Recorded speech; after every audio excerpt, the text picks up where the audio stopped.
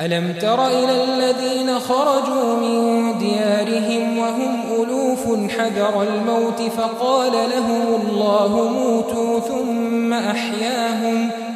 إن الله لذو فضل على الناس ولكن أكثر الناس لا يشكرون وقاتلوا في سبيل الله واعلموا أن الله سميع عليم من ذا الذي يقرض الله قرضا حسنا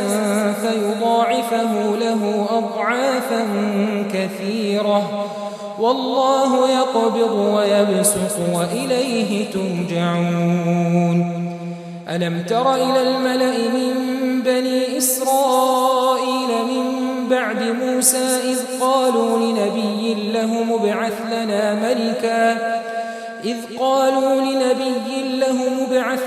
ملكا نقاتل في سبيل الله قال هل عسيتم إن كتب عليكم القتال ألا تقاتلوا قالوا وما لنا ألا نقاتل في سبيل الله وقد أخرجنا من ديارنا وأبنائنا فلما كتب عليهم القتال تولوا إلا قليلا منهم والله عليم بالظالمين وقال لهم نبيهم إن الله قد بعث لكم طالوت ملكا قالوا أنى يكون له الملك علينا ونحن أحق بالملك منه ولم يؤت سعة من المال قال إن الله اصطفاه عليكم وزاده بسطة في العلم والجسم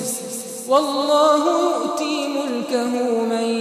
يشاء والله واسع عليم وقال لهم نبيهم إن آية ملكه أن يأتيكم التابوت فيه سكينة من ربكم وبقية مما ترك آل موسى وآل هارون تحمله الملائكة إن في ذلك لآية لكم إن كنتم